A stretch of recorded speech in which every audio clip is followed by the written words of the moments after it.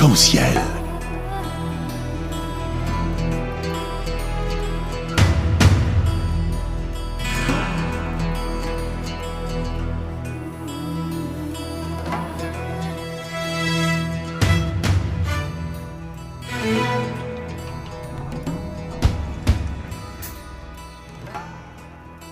Arc-en-ciel, votre émission marocaine, chaque dimanche de 14h à 15h pour tout savoir sur le Maroc. Actualité, culture, économie, société et animation festive. Avec Abdelatif, Arc-en-ciel au cœur du Maroc. Bonjour à toutes et bonjour à tous et bienvenue dans l'émission Arc-en-ciel sur Radio Pluriel.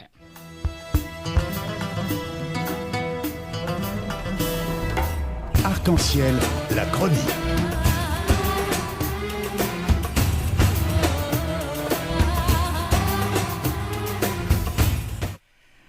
Nous sommes le 24 janvier 2016, le premier mois de l'année 2016, et on dit encore bonne année et meilleurs vœux à l'ensemble de nos auditeurs et auditrices. Et nous souhaitons que cette année sera une année de paix et de prospérité et surtout à vivre ensemble en paix.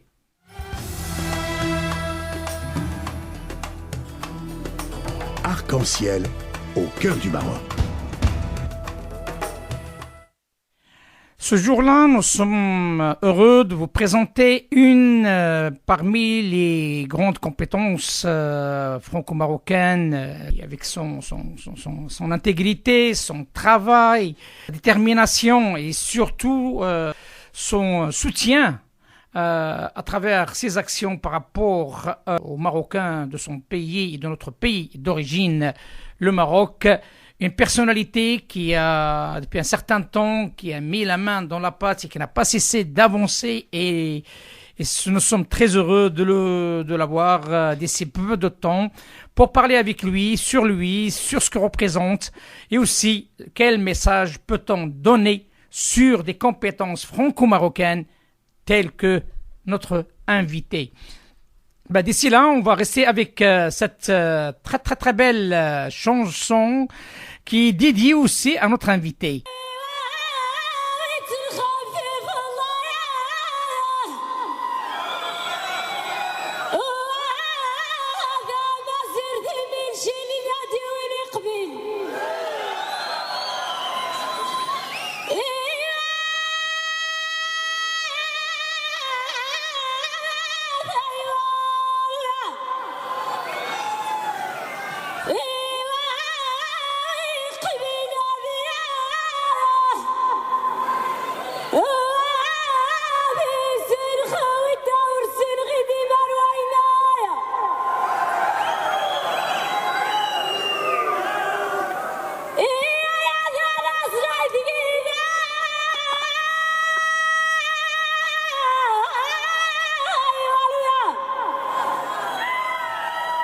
Nous sommes en direct avec une personnalité d'origine de l'Atlas, une personnalité qui a gardé son attachement par rapport à son pays d'origine, mais aussi par rapport à sa ville natale, qui est la ville de Riche.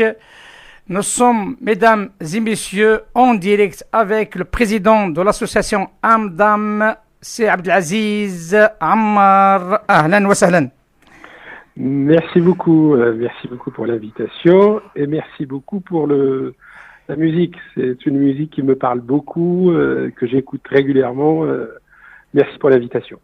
C'est Ammar, marhaban bik dans l'émission Arc-en-ciel sur Radio Pluriel, une émission dédiée à la promotion de la relation France-Maroc, mais aussi à la promotion des compétences franco-marocaines et marocaines qui agissent, et Dieu sait qu'ils sont nombreux dans notre pays, la France, mais aussi et surtout dans notre région. Nous sommes heureux de vous avoir parmi nous. À côté de ça, l'émission Arc-en-ciel aussi développe la coopération triangulaire nord-sud-sud, une volonté déterminée pour avancer dans ce domaine. C'est Ammar, avant tout, j'aimerais bien tout simplement, par votre intermédiaire, de vous se présenter à nos auditeurs et auditrices autant que compétences franco-marocaines. Donc moi je m'appelle Aziz Ammar, je suis médecin marocain, installé en France depuis plusieurs années maintenant, hein, ça fait 28 ans que je suis en France. Je suis anesthésiste réanimateur et je suis natif de la ville de Rich, une petite ville dans la province de Midelt. Voilà, quoi vous dire d'autre? J'ai fait mes études de médecine à Rabat et après je suis venu en France en 1987. J'ai fait ma spécialité et je devais revenir au Maroc, mais la vie a fait que je suis en France 28 ans après. Alors parallèlement à ma formation médicale, j'ai eu un parcours un peu atypique puisque je suis titulaire d'un diplôme d'études approfondies en économie de la santé de l'université Lyon 2, l'université Claude Bernard à Lyon. Je suis aussi titulaire d'un DESS en économie de la santé des pays en voie de développement. Et bien sûr, je suis membre actif, membre fondateur d'une association qui commence à être connue maintenant, qui s'appelle l'association Lamdam, qui existe depuis maintenant juin 2001, donc ça fait 15 ans. Voilà en gros quoi vous dire d'autre. C'est déjà pas mal. Hein. Écoutez, je suis très heureux et en même temps c'est un honneur pour moi en tant que franco-marocain d'avoir des compétences de ce niveau-là parce que il faut le dire aussi, il y a des compétences dans le milieu médical franco-marocain Alors les compétences médicales, ça c'est un élément important. Les compétences médicales franco-marocaines ou des médecins d'origine marocaine qui sont installés en France, il y en a à peu près 8000. 8000, c'est un chiffre. Oui, c'est un chiffre très important. Bien sûr. Si vous voulez, en 2011, on avait organisé le premier congrès des médecins marocains installés à l'étranger. D'accord. Et alors on s'est rendu compte qu'il y avait d'abord beaucoup de médecins, beaucoup de pharmaciens, de dentistes, d'infirmières, et ils se connaissaient pas. Donc pour nous, c'était l'occasion de les réunir un petit peu pour qu'ils fassent connaissance. Et quand j'ai commencé à faire les recherches, je me suis rendu compte qu'il y avait d'abord énormément de compétences et j'ai aussi, malheureusement, j'ai remarqué, j'ai découvert que ces compétences médicales ne profitent finalement pas au Maroc. Et la faute est un petit peu partagée. Le Maroc ne fait rien pour les attirer et ses compétences ne font pas grand-chose pour repartir au Maroc. Donc, et ça, si vous voulez, c'est quand même un élément très important dans ces compétences. Je sais que le ministère des Marocains résidant à l'étranger, le ministère de la Santé font des petits mouvements, mais pas très très forts pour les attirer. Et vous me donnez l'occasion de les saluer et de leur rappeler ce beau souvenir qu'était notre premier congrès en juin 2011. Est-ce qu'il y en avait un autre ou pas, donc depuis 2011 jusqu'à ce jour? Non, il n'y a pas eu de suite malheureusement parce que on a créé une base de données. Cette base de données a été pas correctement exploitée et donc il y a eu des petites actions par-ci et par-là, mais pas en tant que compétence, mais en tant qu'acteur associatif. Donc j'ai beaucoup de ces médecins, infirmières et pharmaciens qui participent avec nous dans l'émission de Lamdam qu'on organise tous les ans au Maroc. Vous le savez, ce problématique, c'est une problématique un petit peu généralisée. Il n'y a pas que les médecins ou le milieu médical dans son ensemble qui est touché par rapport à... Il y a aussi un souci réel par rapport à d'autres compétences, d'autres ingénieurs. C'est vrai, il y a quelques associations qui bougent par-ci, par-là, mais il n'y a pas ce qu'on appelle la création d'un véritable congrès, un véritable lobby, j'ose dire d'une manière plus directe, marocain, franco-marocain dans différents domaines. Alors, la question qui m'interpelle et sincèrement qui me touche à titre personnel, le pourquoi. Le pourquoi, soit vous avez de l'autorité, soit vous avez aussi des compétences, le pourquoi qu'il n'y a pas cette main tendue, même parfois il est handicap quelque part, mais au moins une tentative d'une main tendue. Alors, ce qu'on a organisé, nous, c'était une tentative, mais il faut dire que d'abord, le problème est très complexe. Si vous voulez, c'est des compétences. Quand vous regardez le profil de ces médecins, je parle des médecins installés en France, même si avec nous, il y avait des médecins d'origine canadienne, il y avait des médecins de l'Espagne, il y en avait d'autres pays, mais je parle essentiellement de la France.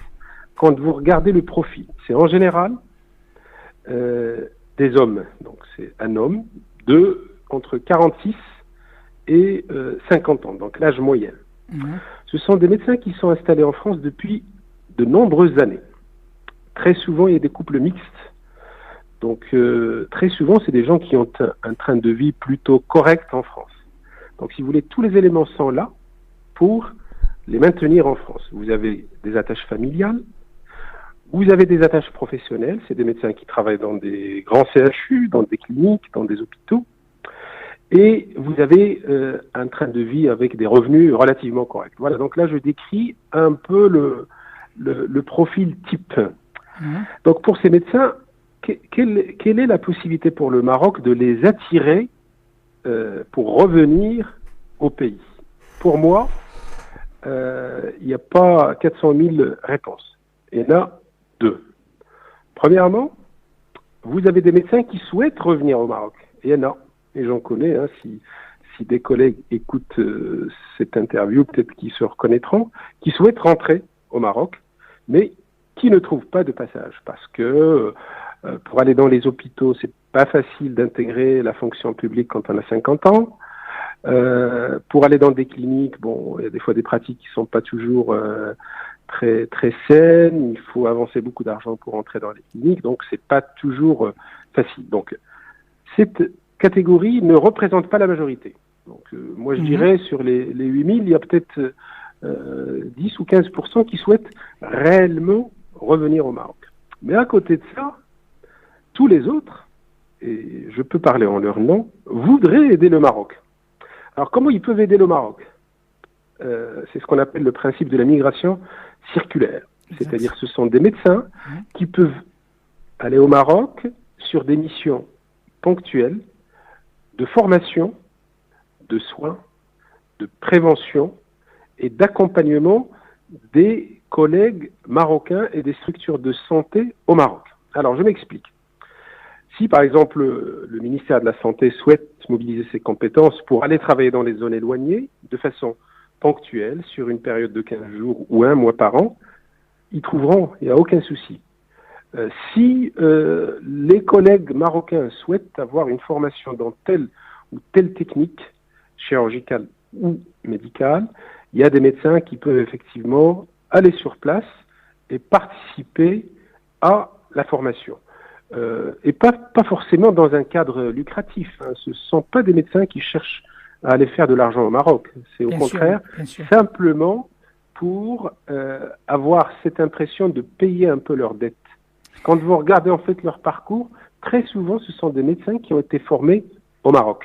Voilà. Justement, donc c'est la question, c'est un devoir, et Sa Majesté, il a parlé aussi d'autre chose qui est très intéressante à signaler, c'est que simplement, on parle du capital immatériel du Royaume du Maroc à l'étranger aussi. Donc, voilà.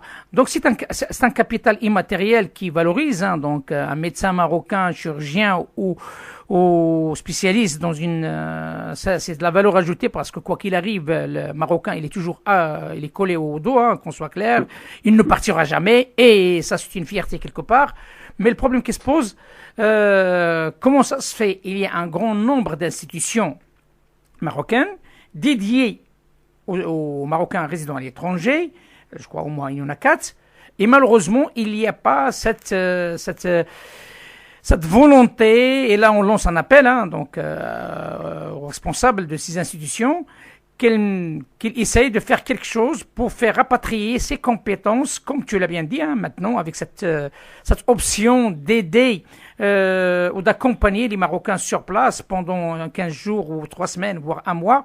Et les Marocains nous demandent, les compétences nous demandent que ça. J'espère bien que nos auditeurs qui sont de l'autre côté du Maroc, et je sais très très très bien que nous sommes très écoutés de l'autre côté du Maroc, et les responsables se penchent sur cette problématique, parce que c'est une perte d'une valeur ajoutée importante. Le Maroc en a besoin. Le travail que vous faites sur le plan associatif et que tu fais toi aussi personnellement par rapport à Amdam vous a permis, en tant qu'association, de connaître un petit peu les vraies problématiques que les Marocains vivent quotidiennement. Et c'est là où je me pose la question, pouvez-vous nous parler un petit peu par rapport à cette association qui a marqué plus qu'un et qui est reconnue à l'échelle internationale. Et c'est je tiens à vous dire, chapeau à titre personnel, chapeau au nom de l'émission Arc-en-Ciel par rapport au travail que vous faites. Alors juste pour revenir à cette question de la mobilisation des compétences médicales des Marocains du monde. Moi, je voudrais saluer un travail qui a été fait par M. Mohamed Amr, quand il était ministre, si vous voulez, où il a déclenché un début de programme de mobilisation des compétences des médecins marocains du monde. Il nous a chargé d'organiser ce congrès. Nous avons effectivement initié un mouvement qui était vraiment bien suivi. Je sais que l'actuel ministre, et c'est pas pour lui lancer des fleurs, je sais que l'actuel ministre est très attaché à cette question. La mobilisation des compétences des Marocains du monde, et particulièrement des compétences médicales, je sais que c'est un sujet qui l'intéresse.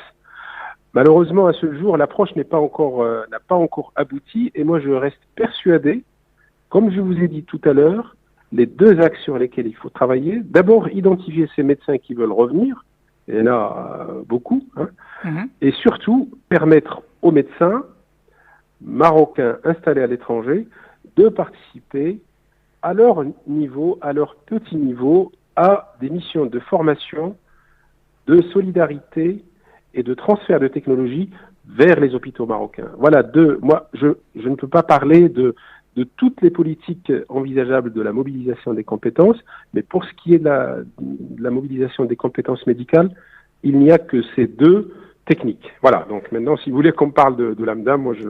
c'est volontiers, c'est volontiers. Donc, l'AMDAM, c'est l'association médicale d'aide au développement entre l'Auvergne et le Maroc, l'AMDAM. L'AMDAM, au départ, c'était une question d'amis.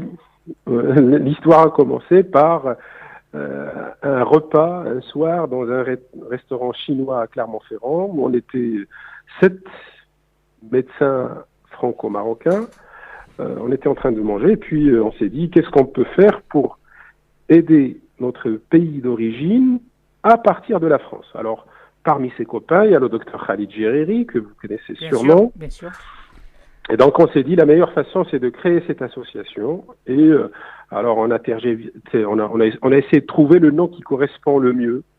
Et on a, après une réflexion qui a duré quelques jours, on a choisi l'AMDAM. Alors, l'AMDAM s'est fixé quelques objectifs. Le premier objectif, c'était de favoriser les échanges dans le domaine de la santé entre la France et le Maroc. Ça, c'est le premier objectif. Le deuxième objectif, c'est participer à la formation des personnels de soins en France et au Maroc. Le troisième objectif, c'était équiper les structures de soins au Maroc par le don de matériel médical et de médicaments. Et puis le quatrième objectif, c'était l'organisation de missions humanitaires au Maroc. Et en fait, avec le temps, on s'est rendu compte que c'est le dernier objectif qui a vraiment bien marché. On a réussi à organiser des missions de solidarité au Maroc qui marchent bien, qui ont un impact réel sur la santé de la population dans les régions où on travaille. Et donc, je vous disais, cette histoire qui au départ était une histoire de quelques copains, il y avait le docteur Djeriri, il y avait le docteur Mohamed Erkina qui est gynécologue et moi-même, maintenant est devenue une association qui draine plusieurs dizaines, pour ne pas dire plusieurs centaines, de professionnels de la santé, tous bénévoles, avec une participation des franco-marocains, mais il y a aussi énormément de médecins, de pharmaciens, d'infirmières, de secrétaires médicales françaises de souche. Donc, il y a des Français qui ont fait le choix d'être membres actifs dans cette association avec vous. Ah oui, il y en a même beaucoup. La plupart sont des gens d'ici, de la France, si vous voulez. Quand vous regardez dans le mailing list de l'AMDAM, les franco-marocains ou les Marocains du monde ou les Marocains résidant à l'étranger représentent entre 15 et 18%. Tout le reste, ce sont des médecins, des infirmières, des chirurgiens français. Et si vous voulez, nous avons structuré cette association avec une gouvernance parfaitement claire. Il y a un conseil d'administration. Dans ce conseil d'administration, il y a 14 personnes. Sur ces 14 personnes, les personnes d'origine marocaine, il y en a 3. Vous avez le docteur Djeriri, Khalid Djeriri, qui est médecin du travail, qui était le président fondateur, donc qui a tenu la présidence de l'AMDAM pendant quelques années. Vous avez monsieur Aït El-Moudden Ahmed, qui est un acteur associatif qui n'a rien à voir avec la santé, mais qui est un homme extrêmement engagé pour défendre les intérêts des Marocains et qui lui-même est président d'une association qui s'appelle Coup de pouce, et puis moi-même. Donc vous avez 3 Marocains ou 3 Marocains du monde pour 14 dans le conseil d'administration. Dans ce conseil d'administration, si vous voulez, nous avons élu un bureau où il y a 5 personnes, et dans ce bureau, moi j'assure la présidence, encore un peu, peut-être que ça va changer dans les mois à venir. Il y a le docteur Djeriri qui fait la vice-présidence, il y a le professeur Jean-Étienne Bazin qui est vice-président, vous avez Madame Pascutini qui est la trésorière, vous avez Marie-Jo Autré qui est la secrétaire, et Muriel Portal qui est une vice-trésorière. Voilà comment fonctionne un peu l'AMDAM. Il y a une question, Aziz, qui m'interpelle, parce que là j'entends ça, sincèrement, je suis obligé de poser cette question. Alors, il y a 3 Marocains, 3 potes, comme tu l'as dit, donc 3 potes qui ont pris la décision de faire quelque chose. Du coup, on se trouve avec entre 10 à 15, voire 18% des membres franco-marocains ou marocains, et le reste, ce sont des Français. Oui. Et pourtant, les actions se font à l'étranger, se font au Maroc. La question qui se pose, toi qui fréquentes ces gens-là, tu vis avec eux, tu travailles avec eux, comment tu sens cet amour, cette relation des Français avec notre pays d'origine? Alors, il faut dire d'abord que ces médecins, ces infirmières, tout ça, sont pour la plupart, au départ, des amis. Donc, vous voyez, par exemple, le professeur Jean-Étienne Bazin, qui est le vice-président, c'est mon patron d'anesthésie-réanimation. Donc, c'est lui qui m'a un peu formé à l'anesthésie-réanimation. Vous avez le professeur Hirtoum, qui est neurochirurgien. J'étais étudiant chez lui. Vous avez le professeur Mandier, qui est maxillofacial.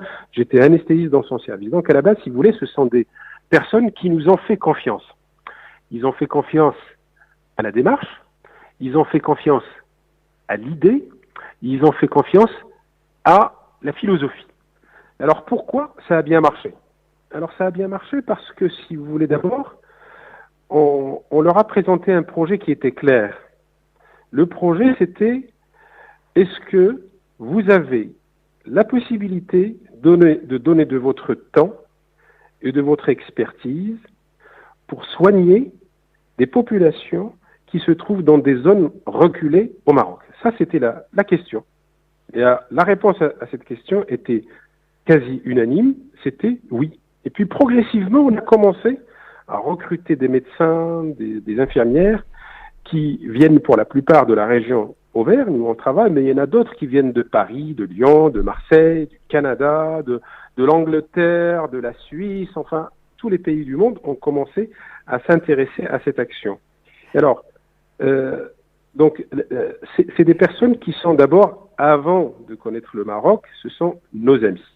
Et on leur a démontré qu'on pouvait organiser une mission de solidarité dans un pays où il y a effectivement de réels besoins.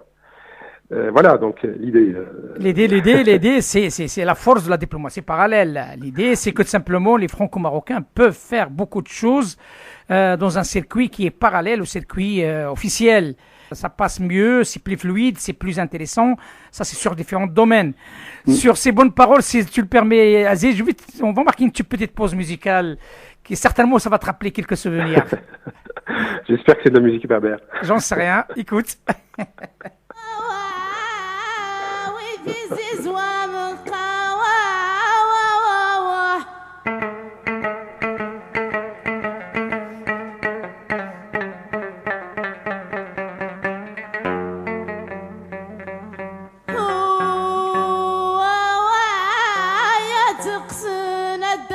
أخذ من كغام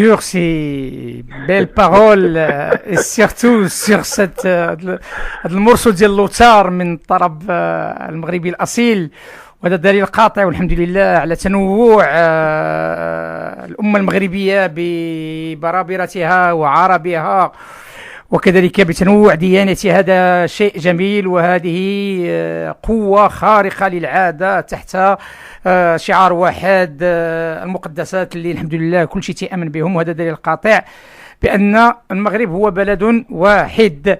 C'est Aziz Ammar, une autre question, si tu le permets, parce qu'avec toi, le temps, sincèrement, il est très intéressant et je vous cache pas la vérité, là, on est sur un niveau très élevé. Ça me réjouit à titre personnel d'avoir en face de moi une personne qui représente son pays, qui tient à son pays, qui fait des efforts par rapport à son pays avec d'autres amis dans cette équipe. Ma question, c'est concernant le bilan que vous avez pu faire cette année en 2015, en quelques mots, parce que il y a une rencontre, je crois, le vendredi prochain, à 18h, à Clermont-Ferrand, pour présenter le bilan de Hamdam 2015. Oui, donc on présente notre bilan le vendredi 29 janvier à 18h30 à la faculté de médecine de Clermont-Ferrand, donc en présence de hautes personnalités françaises et marocains et surtout beaucoup de membres de l'Hamdam. Donc ça, vous me donnez l'occasion d'abord de remercier les équipes de l'Hamdam. Voilà, vous avez des médecins, des infirmières, des chirurgiens qui vont soigner au Maroc, dans des zones éloignées, mais qui payent pour participer. Ça, c'est beau, ça. Si vous voulez, ce sont des médecins, chaque médecin, solidaire, et moi le premier, paye 550 € pour participer aux missions de l'Hamdam, et chaque infirmière, enfin tout le personnel paramédical, paye 300 €. Donc, si vous voulez, à chaque occasion, je les remercie, et je ne les remercie pas assez. Donc, ça, c'est la première chose. La deuxième chose, remercier nos partenaires. Si vous voulez, quand on a commencé à travailler avec Si Khalid, avec Mohamed Rkina, au départ, bien sûr, comme toutes les associations, on n'avait rien. Et on a commencé à essayer de chercher des partenaires. Et l'un de nos premiers partenaires au Maroc, c'était la Fondation Mohamed V pour la solidarité. Ça me donne l'occasion de remercier Madame Nasri Allah, mais aussi M. Ben Moussa, M. Azami de la Fondation, qui nous ont fait confiance et qui nous a accompagnés dès les premières années de l'Hamdam. Ça, c'est la première chose. Après, si vous voulez, d'autres partenaires marocains et français se sont rassemblés pour nous accompagner dans les missions de l'Hamdam. Bien sûr, on peut citer le ministère des Marocains résidant à l'étranger. Au départ, c'était M. Mohamed Amr, et par la suite M. Mazouz, et par la suite M. Bilou. Vous avez le ministère de la Santé qui, pour la première année, nous a accompagnés financièrement. Et ça, c'était une première dans l'histoire de l'Hamdam, puisque nous avons signé une convention de partenariat avec le ministère de la Santé en 2014. C'est une signature qui a été faite au plus haut niveau du ministère de la Santé et qui nous permet d'organiser des missions humanitaires dans toutes les régions du Maroc et pas forcément dans la région des Rachidia. Mais à côté de ces partenaires, bien sûr, vous avez l'INDH qui nous accompagne, vous avez les gouverneurs des régions qui nous accompagnent, vous avez les mairies, vous avez les associations locales. Si vous voulez, autour de ces actions de l'AMDAM, il y a une centaine de partenaires, des partenaires marocains, des partenaires français aussi. Bien sûr. On a le ministère de l'Intérieur, par le biais du Praosim, le ministère des Affaires étrangères, le ministère des Affaires étrangères, les collectivités territoriales ici, on a eu le soutien financier et technique du Conseil général du Puy-de-Dôme, mais aussi de plusieurs mairies. Vous avez plusieurs laboratoires pharmaceutiques, vous avez plusieurs entreprises. Donc, si vous voulez, c'est un travail très dense avec un partenariat tripartite, AMDAM, Maroc, France. Si vous voulez le bilan, je vais rappeler quelques chiffres qui me semblent importants. D'abord, là, on arrive à un chiffre qui va parler à beaucoup de vos auditeurs. Nous avons fait, depuis le début d'émission de l'AMDAM, 70 000 consultations médicales. 70 000. Donc ça, c'est quand même un chiffre très, très important. Et en termes d'intervention chirurgicale, importante, des malades opérés de malformations. Quelles sont les pathologies que vous traitez? Il y a un peu de tout. Il y a un peu de tout. On fait de la chirurgie maxillofaciale, de la chirurgie orthopédique, de la chirurgie des femmes, de la chirurgie des enfants, la neurochirurgie, l'ophtalmologie, donc toutes les spécialités chirurgicales. Donc je disais, on a fait 70 000 consultations et on a fait 3 500 interventions chirurgicales. Donc par rapport à ces chiffres, d'abord c'est des chiffres très importants et c'est des chiffres qui montrent que notre action est devenue pérenne. On a pérennisé l'action puisqu'on la répète tous les ans et on a décidé d'élargir notre champ d'activité dans le cadre de cette convention avec le ministère de la Santé. On s'est un peu délocalisé. On a changé de région, notre région habituelle qui est la région de Nivelles-Rachidia. L'année dernière, on a fait une mission à Tahnaout, dans la région de Marrakech. Donc, ça me donne l'occasion de remercier le ministère de la Santé, mais aussi monsieur le gouverneur de Tahnaout qui nous a beaucoup aidé. Madame Gremari aussi de l'INDH, monsieur Mohamed Fouzi de Dakhilia, enfin toutes ces personnalités qui nous aident. Donc dans ce bilan de 2015, on a cette action qui a été menée à Tahnaout, qui a eu un grand succès, 2500 consultations médicales et je pense 80 interventions chirurgicales par là. Il faut préciser, juste pour préciser à nos auditeurs, Tahnaout, il est à presque à 35 à 40 km de sud de Marrakech. Voilà, c'est une région qui est la banlieue de Marrakech. Bon, pour nous, c'était un essai et une découverte. Et c'était un bel essai et une belle découverte, puisqu'on ne connaissait pas la région. C'est magnifique donc, là-bas, oui. Au départ, ils nous ont regardé un peu en observation. Ils ont vu rapidement qu'on était là pour faire du travail sérieux. Ils nous ont accompagnés. Et puis cette année aussi à Rachidia, on est retourné à notre région d'origine, où on a fait autour de 300 interventions chirurgicales et autour de 6000 consultations médicales. Ça tombe bien, là. C'est une question tu vois, on parle de région, donc je pense qu'il est temps que AMDAM, je l'espère que ça rentre dans votre stratégie à venir, que AMDAM aussi se déplace vers nos villes de nos provinces du sud, notamment à Boujdour, à Dakhla, à Laayoune ou ailleurs. Je sais pas si ça rentre dans votre ligne stratégique dans les années à venir. Comme ça, au moins, le Maroc sera touché par le travail solidaire et bénévole de AMDAM du sud au nord.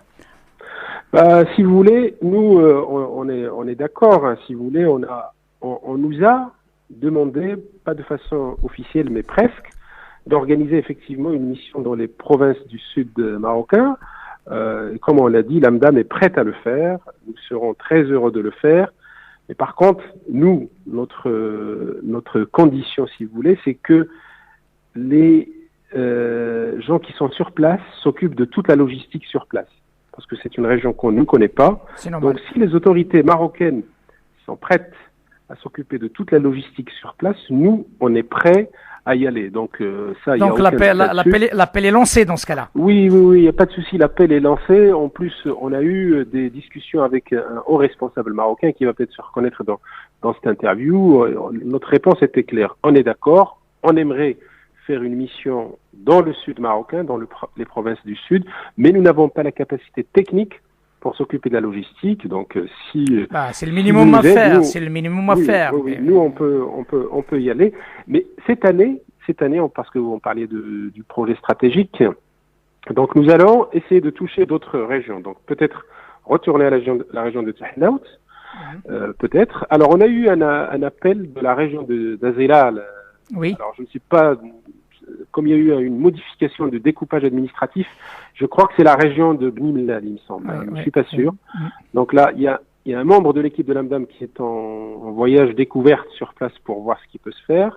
Nous voudrons aussi, ça je crois que nous le ferons un jour, aller dans la province de Ouazzane. Il y a eu une demande dans la province de Ouazzane. Et puis, on va voir dans les provinces du Sud s'il y a une demande s'il y a une demande. Il y a une demande, mais nous, on ne voudrait pas s'occuper des aspects logistiques de l'organisation sur place. C'est normal, c'est tout à fait normal. Une dernière question, Aziz, on parle de Amdam Maroc, mais je pense qu'Amdam aussi agit ici sur le sol français. Oh oui. Alors, j'aimerais bien qu'on m'éclaire un petit peu là-dessus, oui. Voilà, donc plusieurs axes. D'abord, l'aide des Marocains résidant à l'étranger. Donc sur notre site internet de l'Amdam, on reçoit régulièrement des appels à l'aide de la part de Marocains résidant à l'étranger. Alors c'est des gens qui ont des problèmes de santé ou leur famille a des problèmes de santé. Donc on passe une bonne partie de notre temps à aider les Marocains résidant à l'étranger dans des problèmes de santé qui les touchent ou qui touchent leur famille au Maroc. Ça, c'est un axe qui nous prend beaucoup de temps et qui malheureusement ne figure pas dans les bilans officiels, mais c'est la réalité. Ça, c'est la première chose. La deuxième chose, dans la région de Clermont-Ferrand, et ça, c'est mon ami le docteur Djeriri qui l'organise, tous les ans, on fait un tournoi de basket dont les bénéfices sont donnés à des associations locales qui travaillent dans le domaine de la santé, des associations françaises. Et il y a une association avec laquelle on travaille beaucoup, qui s'appelle l'Auvergne pour un enfant, qui nous a aidés. Cette association nous a permis d'opérer en France 35 enfants opérés de malformations cardiaques. Donc nous, en quelque sorte, on essaie de leur rendre un peu l'ascenseur. On organise des missions humanitaires, le tournoi de basket en Auvergne, et le bénéfice, à chaque fois, est donné à des associations locales. Et l'idée, c'est de montrer que c'est pas uniquement une histoire d'assistanat. Nous sommes aussi des citoyens à part entière ici. Et notre souhait, c'est d'intégrer l'action de l'Amdam en France et au Maroc. Voilà. Donc on peut citer aussi des conférences thématiques qu'on organise au profit. Bien entendu. Il y a deux questions dont une, parce que là, je suis obligé de les poser. Tu m'as induit dedans. On sait pertinemment que le découpage régional aussi, maintenant, il est en France. Alors, l'Auvergne, il est plus l'Auvergne maintenant. L'Auvergne, c'est Rhône-Alpes. Auvergne. Donc, on aimerait bien voir Amdam sur notre région. On sait pertinemment que sur la région Rhône-Alpes tout court, on dépasse les 120 000 Marocains quand même. C'est assez nombreux. Donc, et à cette occasion, donc, comme je l'ai dit au téléphone, nous organisons un salon de la ville qui aura lieu 11, 12, 13 mai, Inch'Allah, prochain à l'espace Tête d'Or. C'est une opportunité pour faire présenter les grandes associations qui travaillent, les associations qui ont du mérite, les associations qui sont acteurs positifs pour les citoyens, soit ici, soit au Maroc, d'être présents. Et c'est une invitation dédiée aux membres de l'Amdam pour les remercier, pour les encourager et pourquoi pas de trouver d'autres partenaires qui peuvent être présents lors de ce salon qui aura lieu 11, 12, 13 mai prochain, Inch'Allah. Merci beaucoup donc pour l'invitation. Comme nous, oui, on est preneurs. Je vais poser cette question au conseil d'administration et on répondra très rapidement à l'invitation. Mais en tout cas, merci de nous avoir invités. Pour nous, c'est une vitrine. Ça nous permettra de se faire connaître et c'est une vitrine d'autant plus que pour cette année, je ne sais pas si vous le savez, on va présenter notre bilan à Clermont-Ferrand le 29 janvier, mais on va aussi présenter notre bilan au Maroc, je crois que c'est le 22 avril. Eh ben, ça tombe bien. Pourquoi on va présenter le bilan au Maroc? D'abord, pour remercier les partenaires. Bien sûr. Ça, c'est la première des choses. Et la deuxième des choses, si vous voulez, le conseil d'administration cette année de l'Amdam m'a assigné la responsabilité suivante, c'est d'aller chercher des entreprises marocaines, des grandes entreprises, qui pourraient nous accompagner dans nos actions au Maroc. Parce qu'on sait bien, tout le monde le sait, il y a des grandes entreprises marocaines, il faut juste les toucher. Il y a Maroc Télécom, il y a la Fabank, il y a plein, bien sûr. Tout ça, qui pourraient être intéressés. Donc l'idée, c'est d'aller sur place, de présenter le bilan à nos partenaires traditionnels, c'est-à-dire le ministère de l'Intérieur, les différents gouvernements, l'INDH, le ministère de la Santé, le ministère des Marocains résidant à l'étranger, la Fondation et tout ça. Mais à côté de ça, on voudrait cette année toucher des entreprises marocaines qui pourraient nous accompagner. Eh ben, voilà, ce que je peux vous garantir de ma part, lors de cet événement qui aura lieu au mois de mai, donc il y a un grand nombre de personnalités influentes et des donneurs d'ordre marocains qui sont présents, et aussi un grand nombre d'institutions françaises qui coopèrent avec le Maroc, qui sont présents parce qu'on parle d'un salon de la ville, et la ville est composée des acteurs associatifs, mais aussi, bien sûr, des entreprises et des donneurs d'ordre qui seront présents. Il y a aussi des grandes associations comme Amaniman, donc des fondations à l'échelle internationale qui seront présents, et d'autres aussi de la ville de Boujdour et d'autres provinces du Sud qui seront présents. C'est l'occasion, à mon sens, qu'il y ait un soubrassage, cet échange, et de mettre en valeur, parce que le travail que vous faites, c'est un travail formidable, mais il faut qu'il soit bien communiqué auprès des uns et des autres pour qu'ils comprennent comme quoi il y a des gens qui travaillent, ils ne demandent pas grand-chose, mais ils le travaillent pour les autres. Et juste ça, c'est quelque chose de noble. Et je tiens à saluer l'ensemble de vos collègues, marocains, français ou autres, qui opèrent sur ce thème-là. Et c'est pourquoi moi je l'ai fait volontairement, cette invitation, pour présenter l'AMDAM sous forme d'une conférence, et pour dire, voilà, il y a des associations qui travaillent même avec un bilan d'une dizaine d'années pour montrer le travail qui se fait par des acteurs solidaires, des acteurs qui croient à l'avenir entre la relation France-Maroc, des ponts qui relie les deux pays dans un moment d'amalgame, dans un moment dur. Il est temps de dire que la relation France-Maroc, qui est une relation ancestrale, l'emportera et l'emportera pour toujours. Oui, je partage votre point de vue, et ça, vous me redonnez l'occasion de remercier les équipes, parce que vous savez bien, avec ces temps troubles, il est difficile de mobiliser des Français de souche sur des actions au Maroc, surtout dans cette région éloignée, à 150 km de la frontière algérienne. Donc, nous avons quand même pu organiser ces missions, et pour les équipes, c'était une forme de solidarité et de résistance aussi à ce qui s'est passé, qui s'est produit en France en 2015, malheureusement. Écoutez, vous savez comment ça se passe, c'est la vie, et il faut continuer, il faut se battre, il faut garder toujours des rétroviseurs, mais il faut avancer. Et la vie est dédiée aux femmes et aux hommes de conviction. Aziz Ammar, président de l'association Amdam, marhaban bik ay waqt. Fad Idaa, comme quoi simplement j'appelle l'ensemble de nos éditeurs et auditrices qui sont ici sur notre région de se déplacer cette administration que vous allez organiser le vendredi prochain à 18h. Le 29 janvier. Le 29 janvier à 18h30 à la faculté de médecine de Clermont-Ferrand. Et pour tout renseignement, le site de l'AMDAM, de toute façon, nous avons mis le lieu, nous avons mis l'heure, tout ça sur le site amdamfr.com. Écoutez, merci beaucoup.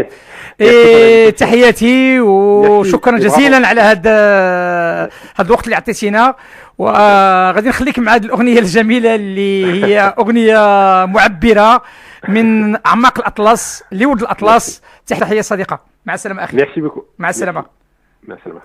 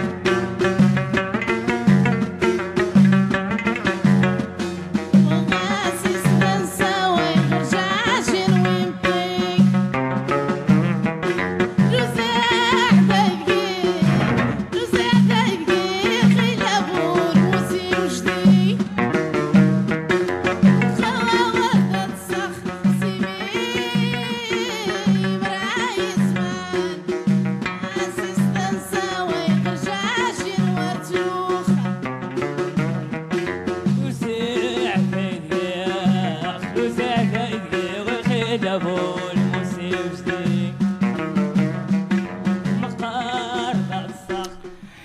تي أواني سادتي ما بقينا إلا نودعكم بعد دقيقتين على نهاية هذا البرنامج.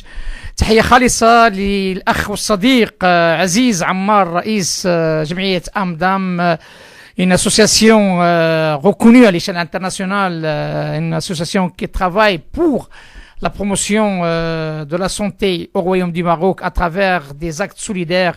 C'est un appel qu'on lance à l'ensemble de nos décideurs au Royaume du Maroc. Faites quelque chose pour les compétences franco-marocaines.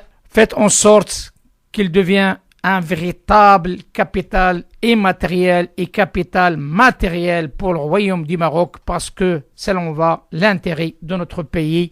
On vous dit à la semaine prochaine, Inch'Allah, wa ila liqa. Arc-en-ciel.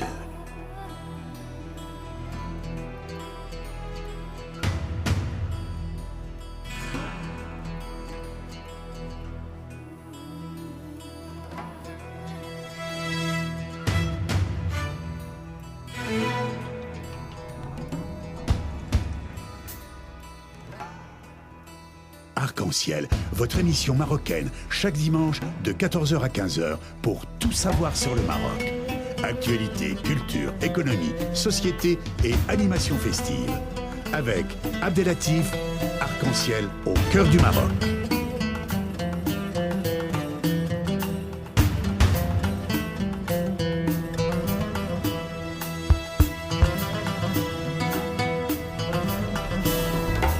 Arc-en-ciel, la chronique.